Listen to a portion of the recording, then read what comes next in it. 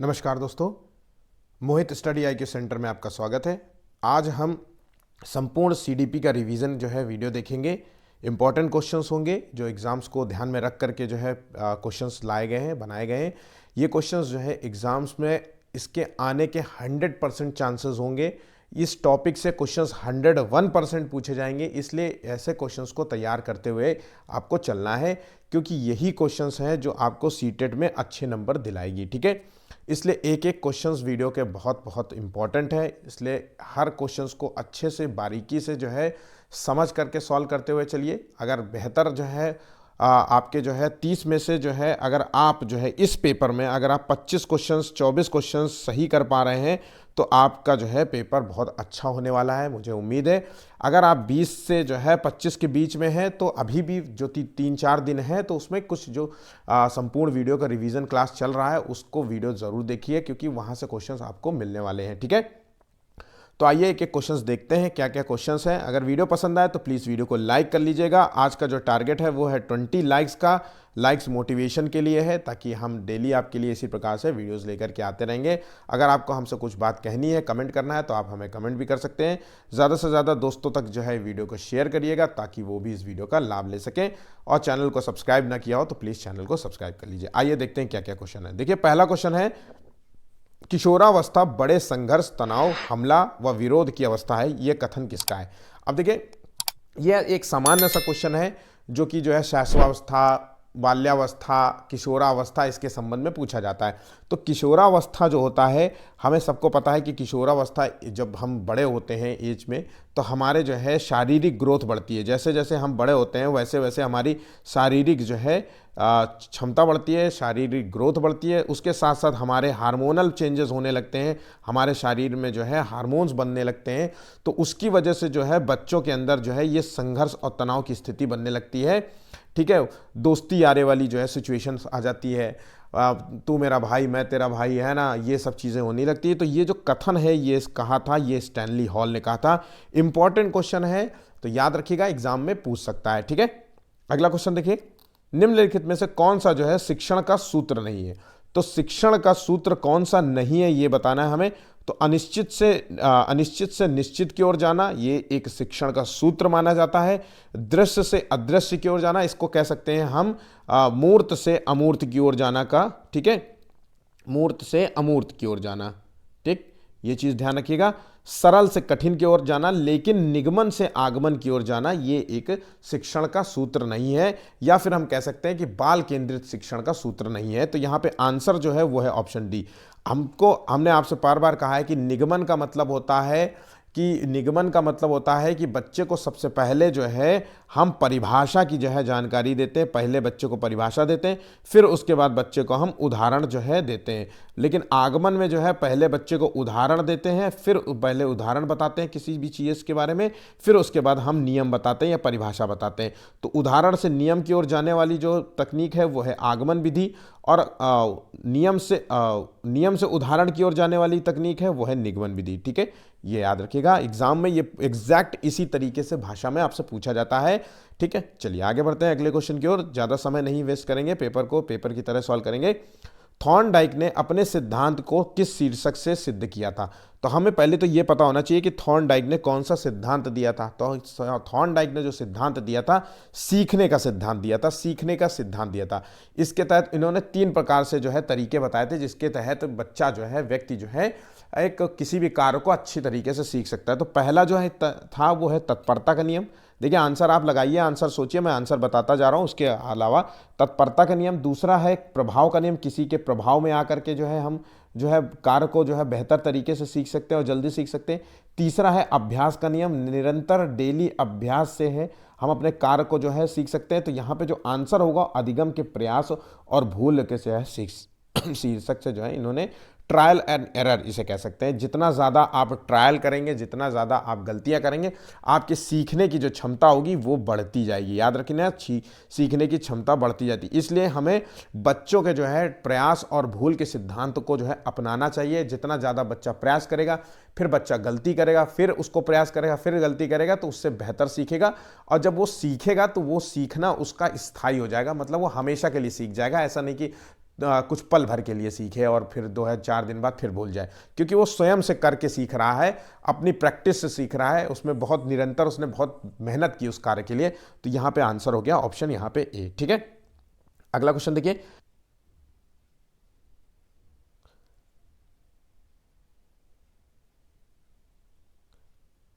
Next question, निम्नलिखित में से कौन सी अधिगम की एक विशेषता नहीं है? तो यहां पे देखिए ऑप्शंस पढ़ते हैं। तो यहां पे जो है अधिगम व्यवहार में अपेक्षाकृत स्थायी परिवर्तन है, अधिगम प्राणी की अभिवृद्धि है, या अधिगम का अवलोकन प्रत्यक्ष रूप से होना चाहिए। तो देखिए आंसर है यहाँ पे जो नहीं है वो है आंसर डी है, यहाँ पे गलत, सी गलत है। क्योंकि अधिगम जो होता है, जो लर्निंग होता है, उसका अवलोकन हम प्रत्यक्ष रूप से किया जाता है, ये जरूरी नहीं, प्रत्यक्ष और अप्रत्यक्ष दोनों रूपों में किया जाता है ना। तो ध्यान रखिएगा आंसर यहाँ पे सी रॉन्ग होगा। अधिगम की विशेषता जो है बाकी तीनों आंसर होंगे। ठीक है, नेक्स्ट क्वेश्चन है, बुद्धि के द्विकारक सिद्धांत का प्रतिपादन किसने किया था? ये इंटेलिजेंस का क्वेश्चन है। इंटेलिजेंस के संबंध में आपको दो क्वेश्चंस 101% मिलेंगे, तो इसलिए इस टॉपिक को अच्छे से तैयार करिएगा। मैंने इस पे प्रॉपर वीडियो बना रखा है, तो जिन्होंने जो है ये क्वेश्चंस अक्सर इनके गलत हो जाते हैं, उस वीडियो को देख लीजिएगा। इस वीडियो के अंत में उसका लिंक आपको मिल जाएगा। ठीक है, तो देखिए बुद्धि का जो द्विकारक सिद्धांत है, जिसे कहते हैं हम 2 फैक्टर थ्योरी, ये दिया था स्पीयरमैन ने। ध्यान रखिएगा, ये द्विकारक सिद्धांत का जो सिद्धांत दिया था ये स्पीयरमैन ने दिया था। इसमें जो है इन्हें फादर ऑफ फैक्टर जो है एनालिसिस भी कहा जाता है। तो इसमें स्पीयरमैन ने जो है बुद्धि को जो है 2 रूप में डिफाइन किया था, एक जो है सामान्य बुद्धि जिसे कहते हैं जनरल बुद्धि, और एक विशिष्ट बुद्धि जिसे कहते हैं स्पेसिफिक बुद्धि। इसके रूप में जो है इन्होंने जो है बुद्धि को डिफाइन किया था। ठीक है, तो वही सामान्य बुद्धि जो हम सब रोज अपने रोजमर्रा कार्यों में करते हैं, उस बुद्धि का प्रयोग करते हैं। और विशिष्ट बुद्धि होती है, कुछ खास प्रकार का जो है गुण होता है, जैसे जो है टेक्निकल चीज़ों के बारे में समझना, है ना, म्यूजिक के बारे में समझना, ये एक विशिष्ट बुद्धि के अंतर्गत आता है। ठीक है, यहाँ तक चीज़ें समझ गए होंगे। चलिए आगे बढ़ते हैं। यदि पूर्व ज्ञान व अनुभव नए प्रकार के सीखने में सहायता करते हैं तो उसे कहते हैं क्या? तो अगर पूर्व ज्ञान व अनुभव नए प्रकार के ज्ञान में सीखने में आपको सहायता करते हैं, तो आपकी अगर सहायता करते हैं तो उसे कहते हैं सकारात्मक जो है प्रशिक्षण स्थानांतरण। अगर ये सहायता ना करके आपके अंदर कुछ जो है दोष पैदा करते हैं या फिर निगेटिव जो है करते हैं, या सीखना और प्रॉब्लम हो जाता है, तो उसको कहते हैं ये नकारात्मक होगा। ध्यान रखिएगा, दोष हो जाए या फिर जो है आपके अंदर जो है निगेटिव हो जाए तो चीज़ें को जो है नकारात्मक कहेंगे। और अगर ना सहायता करते हैं, ना जो है नुकसान पहुंचाते हैं आपके सीखने की प्रक्रिया में पूर्व ज्ञान को जो है, तो वो शून्य स्थानांतरण कहलाएगा। यहाँ पे तीनों जो है शब्दों का मतलब पता होना चाहिए, क्योंकि एग्जाम में ये क्वेश्चन एक कॉमन सा क्वेश्चन होता है, यहाँ से आपको क्वेश्चन मिलेगा। ठीक है, 7वां क्वेश्चन है, एक शिक्षक को संसाधन जो है संपन्न होना चाहिए, इसका अर्थ क्या है? तो संसाधन संपन्न होना चाहिए एक टीचर को, तो इसका मूल अर्थ क्या है? तो उसके पास पर्याप्त जो है धन संपदा होनी चाहिए। संसाधन का मतलब होता है उसके संसाधन का मतलब, एक टीचर का संसाधन होता है उसका ज्ञान। तो एक नॉर्मल सी बात है कि टीचर के पास एक ज्ञान होना चाहिए, बच्चों के ज्ञान को समझने की क्षमता होनी चाहिए। अब उसी को आंसर के रूप में देखेंगे। उनका अधिकारियों से उच्च स्तर पर जो है संपर्क होना चाहिए, या फिर उनका अपने विद्यार्थियों की समस्या को हल करने का पर्याप्त ज्ञान होना चाहिए। आंसर हो गया ऑप्शन यहाँ पे सी होगा। ठीक है, बहुत नॉर्मल सा क्वेश्चन था। चलिए आगे बढ़ते हैं अगले क्वेश्चन की ओर। यदि कुछ विद्यार्थी जो है कक्षा में अध्ययन की चित्त वृत्ति में नहीं है, तो आप जो है क्या करेंगे? तो अध्ययन की अगर चित्त वृत्ति में नहीं है तो हम क्या करेंगे? देखिए, तो ऑप्शंस हैं, उन्हें अध्ययन के लिए बाध्य करेंगे, ये बिल्कुल भी ऐसा नहीं है। उन विद्यार्थियों को कक्षा छोड़ने के लिए कहेंगे, ऐसा भी नहीं कहेंगे। उन्हें चेतावनी देंगे कि जो है अध्ययन नहीं करेंगे तो आप जो है प्रिंसिपल को सूचित कर देंगे हम, है ना, आपकी कंप्लेन करेंगे आपके पेरेंट्स प्रिंसिपल से, या मारेंगे डांटेंगे, इस तरीके की जो है नहीं करेंगे। बल्कि जो है उनकी रुचि और उनके जो है, अथवा आप अपने विषय के अनुसार रुचिपूर्ण जो है चीज़ें बताएंगे। एक तरीके से जो है थोड़ा सा पढ़ाने की जो, अगर बच्चे जो है आपकी पढ़ाई में इंटरेस्ट नहीं ले रहे हैं, तो हम जो है उस विषय को बदलेंगे नहीं, उस विषय को पढ़ाने का थोड़ा सा नया तरीका जो है ढूंढेंगे, थोड़ा सा कोशिश करेंगे कि डिफरेंट तरीके से बच्चे उस पाठ को समझ सकें। ठीक है, तो यहाँ पे आंसर हो गया ऑप्शन यहाँ पे डी होगा। ठीक, नेक्स्ट क्वेश्चन देखिए।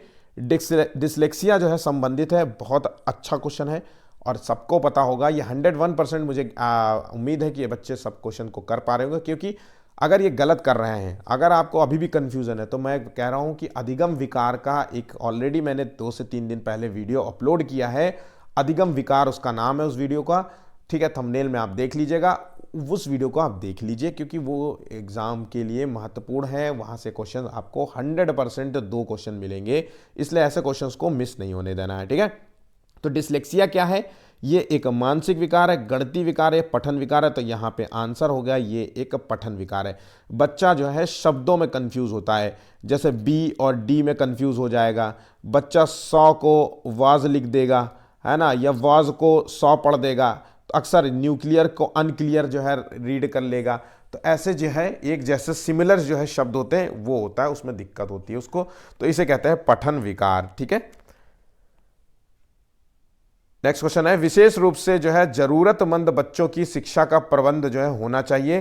तो जरूरतमंद बच्चे कौन है? जो विशेष आवश्यकता वाले बच्चे, जो मतलब पढ़ाई में जो है जिनकी क्षमता कम हो, जो शारीरिक रूप से विकलांग हो, मानसिक रूप से थोड़े अक्षम हो, है ना, जो जिनको साफ सही से जो है बोर्ड ना दिखता हो, श्रवण बाधित हो, है ना, तो इस तरीके के बच्चों को जो है ज़रूरतमंद कहेंगे हम। तो यहाँ पे शिक्षा का प्रबंध होना चाहिए। ऐसे अगर बच्चे हो तो दूसरे बच्चों के साथ होना चाहिए या विशेष विद्यालय में होना चाहिए। तो मैंने आपको पहले भी कहा है, तो ऐसे स्कूल नॉर्मल स्कूल में होना चाहिए, जिन स्कूल में नॉर्मल बच्चे पढ़ते हैं, क्योंकि समावेशी क्लासरूम होती है जहाँ पे सभी प्रकार के बच्चे पढ़ते हैं।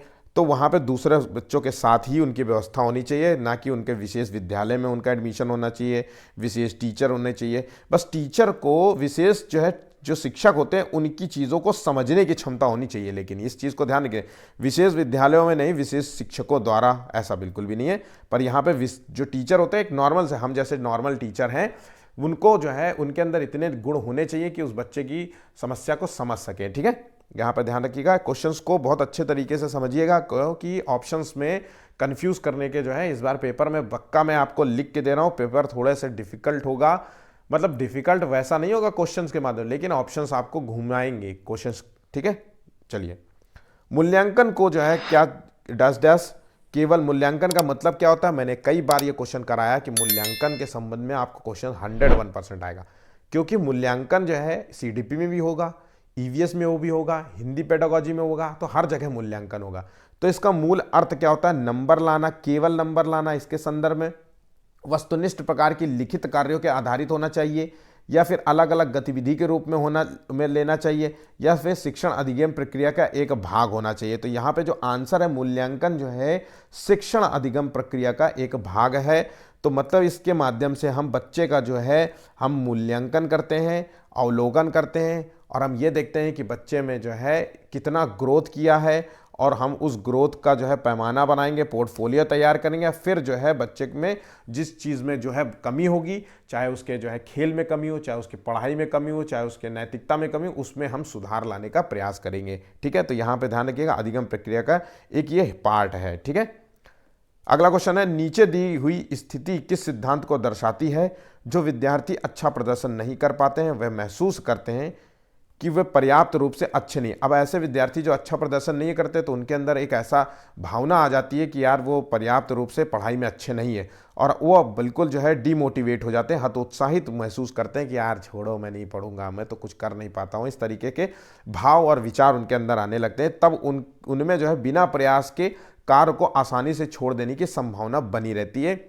ऐसी सिचुएशन में क्या होता है, बच्चे जब नहीं कर पाते हैं तो फिर वो धीरे धीरे पढ़ाई से उनका मन हटने लगता है, और फिर वो जो है जिस कार्य में भी, तो आमतौर पे वही खेल कूद और लड़ाई झगड़ा मारपीट इधर उधर भागना यही कर पाएंगे। तो ऐसी सिचुएशन में जो है हमें क्या करना चाहिए? तो यहाँ पे किस स्थिति को दर्शाती, सिद्धांत को दर्शाती, ये पूछ रहा है। तो देखिए, अनुवांशिकता और पर्यावरण अलग नहीं है, अनुवांशिकता और पर्यावरण संबंधित नहीं है, संज्ञान एवं संवेग अलग नहीं है, संज्ञान एवं संवेग संबंधित नहीं है। तो यहाँ पे जो आंसर है देखिए, तो पर अनुवांशिकता और यहाँ पे संज्ञा, अनुवांशिकता और पर्यावरण जो है अलग नहीं है, ये दोनों ही अलग हैं, और व्यक्ति के जो है डेवलपमेंट में मतलब डेवलपमेंट का एक महत्वपूर्ण हिस्सा है, ठीक है। तो यहाँ ध्यान, ये तो ये चीज़ हो गई। यहाँ पे आंसर हो गया ऑप्शन यहाँ पे सी, संज्ञान और संवेग अलग नहीं है, ठीक है।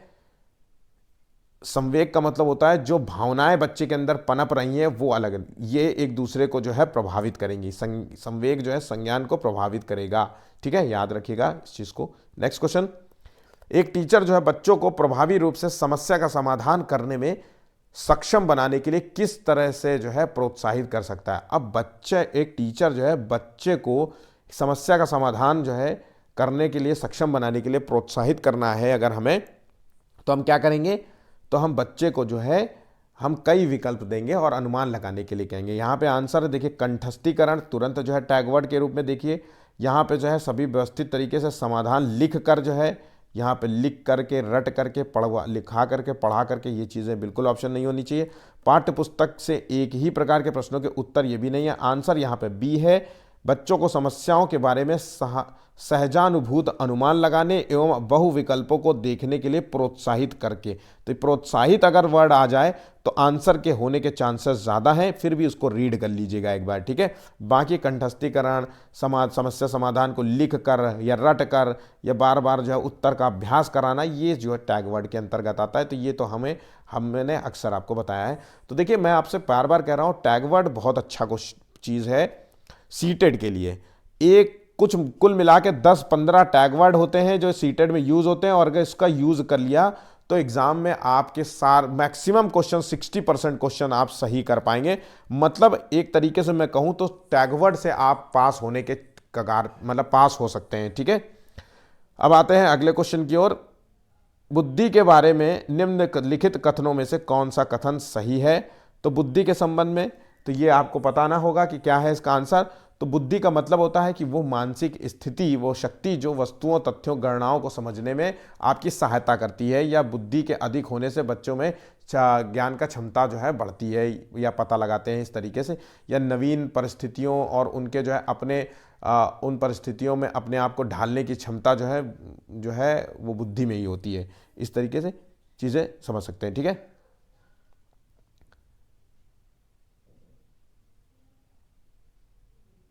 तो बुद्धि एक बहुआयामी है जिसमें बुद्धि परीक्षणों के द्वारा पूर्ण रूप से परिमेय न की जाने वाली कई योग्यताएं शामिल हैं। तो यहाँ पे आंसर है देखिए बहुआयामी होती है, जो कि हमने आपको गार्डनर का बहुबुद्धि सिद्धांत के तहत भी जाना है, या फिर हम कह दीजिए कि स्पीयरमैन ने जो द्विकारक सिद्धांत दिया था उसके तहत भी जाना है, या फिर हम कह सकते हैं स्टर्नबर्ग का त्रितंत्र सिद्धांत, उसके तहत जाना है।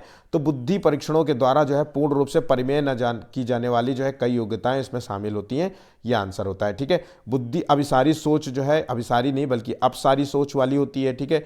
बुद्धि एक अनुवांशिक विशेषज्ञ है, नहीं आनुवांशिकता से संबंधित नहीं है, ये अनुवांशिकता और पर्यावरण दोनों से संबंधित है। यहाँ पे याद रखिएगा इस चीज़ को। बुद्धि अनुभव के परिणाम के रूप में जो है व्यवहार में एक अपेक्षाकृत स्थायी परिवर्तन है, स्थायी परिवर्तन नहीं है ना, अस्थायी परिवर्तन होता है। ऐसा नहीं है कि जो है जो भी चीज़, ठीक है। यहाँ पे चीज़ें समझ गए होंगे, कुछ ऑप्शंस भी बेबुनियाद है यहाँ पे। अब आंसर यहाँ पे बी होगा, ठीक है। अगला क्वेश्चन है, एक बच्चा जो है तर्क प्रस्तुत करता है कि हिंज को, अब देखिए ये हिंज की बात आ गई तो यहाँ पे आप समझ गए होंगे कोलबर्ग का सिद्धांत आ गया, जो है नैतिक विकास का सिद्धांत। हिंज को एक बच्चा जो है नैतिक विकास का जो सिद्धांत हुआ था, कोलबर्ग ने जो स्टोरी सुनाई थी हिंज के संदर्भ में, उसके बारे में एक बात कह रहा है कि हिंज को दवाई की चोरी नहीं करनी चाहिए, वो दवाई जो उसकी पत्नी को जान बचाने के लिए ज़रूरी था। आपने अगर ये जान पढ़ रखा होगा तो आप ये जानते होंगे कि हिंज वाला जो है थ्योरी क्या है, हिंज वाला उदाहरण क्या है, ठीक है। तो पहले हम क्वेश्चंस को, क्योंकि यदि वो ऐसा करता है तो उसे पकड़ा जाएगा, अगर वो चोरी करता तो वो पकड़ा जाएगा और जेल भेज दिया जाएगा। कोलबर्ग के अनुसार बच्चा जो है नैतिक समझ को जो है किस अवस्था के अंतर्गत आता है। देखिए यहाँ पे बच्चा जो है नैतिकता की बात इसलिए कर रहा है क्योंकि उसे लग रहा है कि अगर वो नैतिक नहीं होगा तो उसे दंड मिलेगा, जेल चला जाएगा, है ना, उसके साथ जाने क्या क्या हो जाएगा। तो वो इस सिद्धांत पे बच्चा जो है कार्य कर रहा है, ठीक है। तो इस सिद्धांत में जो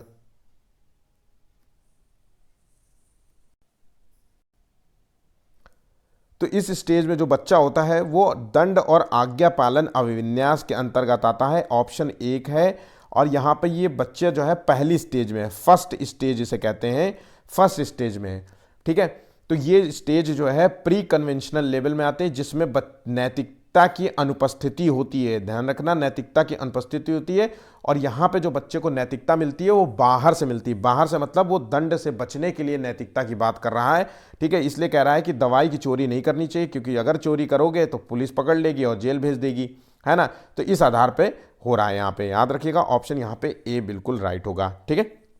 नेक्स्ट क्वेश्चन देखिए, एक शिक्षक को चाहिए कि वो विद्यार्थियों के बीच जो है सांस्कृतिक विभिन्नताओं तथा विविधता की अनदेखी करें यह संप्रेषित करें कि वह कक्षा कक्ष में सभी संस्कृतियों का सम्मान करती है और महत्व देती है।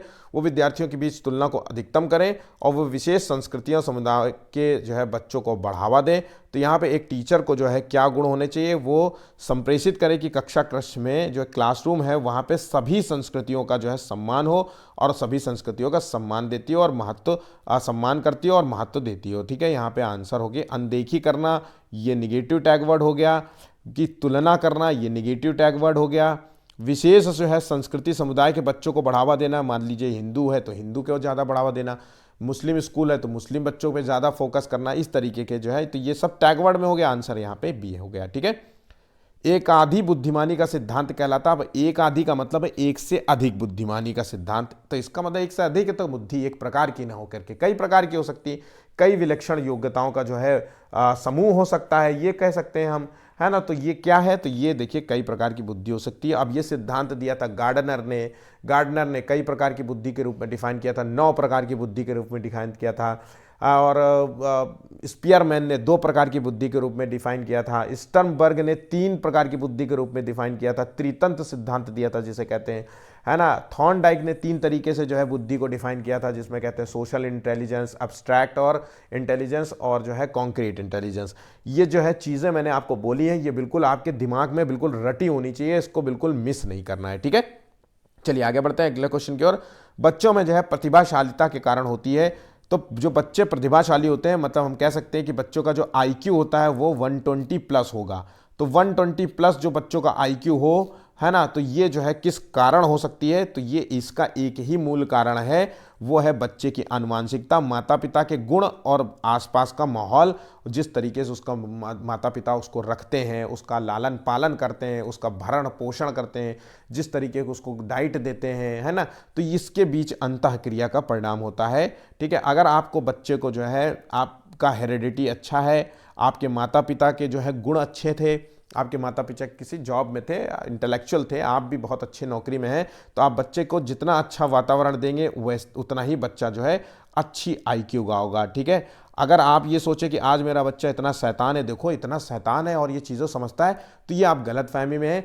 बच्चे के अंदर जैसे जैसे एज बढ़ती है वैसे वैसे उसके अंदर कुछ गुण पैदा होते हैं, तो बच्चे वो शैतानी नॉर्मल करते हैं। अगर आज भी अगर आपका बच्चा जल्दी पढ़ता नहीं है, खेलता रहता है, खूब शैतानी करता है, घर के सामान तोड़ता है, तो इसका मतलब ये नहीं है कि वो आगे आने वाले समय में कुछ अच्छा नहीं कर सकता, वो अच्छा कर सकता है। आप अपना काम करते जाइए, बाकी जो है जो इन्वायरमेंट है और जो हेरिडिटी है वो अपना काम आने वाले समय में ज़रूर करेगी। ठीक है, तो याद रखिएगा आंसर यहाँ पे डी है। ठीक, अति संवेदनशील बच्चों को सीखने में मदद करने के लिए निम्नलिखित में से कौन सा तरीका सबसे उपयुक्त तरीका नहीं है।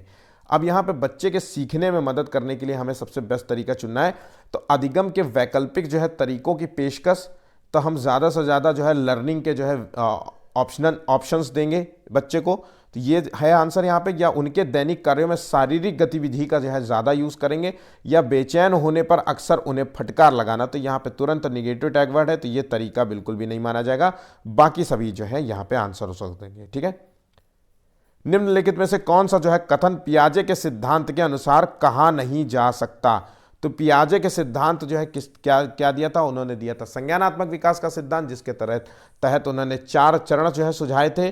तो यहाँ पे जो 20वें का आंसर है वो है निरंतर अभ्यास से अधिगम होता है, ये सिद्धांत दिया था थॉर्नडाइक ने। ध्यान रखिएगा, थॉर्नडाइक ने कहा था ये सिद्धांत में। ठीक है, चलिए आगे बढ़ते हैं। अब बाकी जो है ये पॉइंट्स आपको बिल्कुल रट लेने हैं। पियाजे के संबंध में बच्चे अपनी दुनिया के बारे में ज्ञान का निर्माण और उपयोग करते हैं, बच्चे अपने वातावरण पर क्रिया करके जो है सीखते हैं, और विकास जो है गुणात्मक चरणों से होता है, ना कि मात्रात्मक। इन तीनों को आप नोट कर लीजिए, मैंने टैगवर्ड में ये तीनों बातों को जो है डिस्क्राइब किया है। आगे बढ़ते हैं अगले क्वेश्चन की ओर। लेव वाइगोस्की के जो है समाज संरचना सिद्धांत में दृढ़ विश्वास रखने वाले शिक्षक के नाते आप अपने बच्चों के जो है आकलन के लिए निम्नलिखित में से किस विधि को वरीयता देंगे। अगर लेव वाइगोस्की का नाम आ गया है तो इसका मतलब है कि वहां पे समाज और संस्कृति का भी नाम आएगा, समाज और संस्कृति के परस्पर अंतःक्रिया का नाम आएगा, है ना, एक दूसरे के साथ तालमेल का नाम आएगा, है ना, एक दूसरे की खेल की भावना आएगा, एक दूसरे के साथ कम्युनिकेशंस की बात आएगी। तो यहाँ पे जो सहयोगी प्रोजेक्ट है उसको जो है मान्यता देंगे, क्योंकि सहयोग में जो है सहयोगी प्रोजेक्ट में एक दूसरे से सहयोग से जो है हम मिल करके एक दूसरे के साथ मेल जोल रख करके हम काम करते हैं, जो कि वाइगोत्स्की के सामाजिक संरचना सिद्धांत के जो है अनुरूप है। ठीक है, ये बात समझ गए। अगला क्वेश्चन देखिए, विशेष आवश्यकता वाले बच्चों को जो है शामिल करना जो है क्या होता है? तो एक काल्पनिक लक्ष्य है, या फिर जिनमें अक्षमता ना हो उन बच्चों के लिए हानिकारक है, या फिर विद्यालयों का भार बढ़ेगा, या फिर जो है बेस्ट आंसर होगा ऑप्शन डी। ठीक है, शिक्षण के प्रति दृष्टिकोण विषय वस्तु और धारणा परिवर्तन की अपेक्षा कर रखता है। यहां पे आंसर हो गया डी। मैं आपको बता रहा हूं कि विशेष आवश्यकता वाला एक क्वेश्चन आएगा, तो मैं जो टॉपिक्स आपसे कहता हूं कि ये आएगा, तो ये आएगा 101%। अब ये आपको पता होना चाहिए कि विशेष आवश्यकता का मतलब क्या हुआ। अगर आपको यही नहीं पता तो आंसर कैसे लगाएंगे? अब आपको मतलब पता है कि विशेष आवश्यकता मतलब वैसे बालक जो कुछ रूप में अक्षम हो, चाहे वो शारीरिक हो, चाहे वो मानसिक रूप से हो, वो चाहे वो दृष्टि रूप से हो, आंखों से दिखता ना हो, या चाहे वो बोल ना पाते हो, या चाहे वो सुन ना पाते हो। इस तरीके के बच्चों को जो है हम विशेष आवश्यकता वाले बच्चों में शामिल करते हैं। अब इनके लिए दृष्टिकोण हमारा बिल्कुल वैसा होना चाहिए जैसा एक आम ह्यूमन बीइंग के लिए होता है। हमें ना सामाजिक रूप से अच्छा होना है और सामाजिक रूप से इनको जो है उसी दायरे में रखना है। तो हम विशेष आवश्यकता वाले बच्चों को जो है हम एक सामान्य स्कूल में जो है एडमिशन कराएंगे, सामान्य स्कूल में पढ़ेंगे, उनके लिए सामान्य टीचर होंगे। सामान्य टीचर के अंदर छोटे मोटे थोड़े से गुण होने चाहिए इनको समझने के लिए। अगर वो टीचर अगर बच्चा विशेष आवश्यकता वाला बच्चा कुछ कह रहा है टीचर से, तो उसके अंदर इतना तो होना चाहिए कि वो समझ सके। यहाँ तक चीज़ें को जो है एक नॉर्मल रूप में देखते हुए इसको आंसर सॉल्व करेंगे। ठीक है, जीन पियाजे के अनुसार जो है अधिगम के लिए निम्नलिखित में से क्या आवश्यक है? तो जीन पियाजे के अनुसार अधिगम के लिए क्या आवश्यक है? पहली बात तो जीन पियाजे ने संज्ञानात्मक विकास का सिद्धांत दिया था। इसके तहत इन्होंने अधिगम के जो है 4 चरण बताए थे कि बच्चा इन 4 चरणों से होकर गुजरेगा, और हर चरण जो है अपरिवर्तनीय है और हर चरण इंपॉर्टेंट है। कोई भी चरण जो है क्रम बदल नहीं सकता। ये नहीं कह सकते कि अमूर्त वाला चरण जो है पहले आ जाए, संवेदी प्रेरक वाला चरण जो है लास्ट में आ जाए, ऐसा नहीं है। ठीक है, उसके चारों चरणों के गुणों के बारे में उन्होंने डिफाइन किया है। तो यहाँ पे आंसर है शिक्षार्थियों के द्वारा पर्यावरण की सक्रिय खोजबीन। यहाँ पे 23वें का जो आंसर होगा ये होगा, आंसर है आंसर ऑप्शन ए। भारत में अधिकांश कक्षाएं जो है बहुभाषी होती हैं।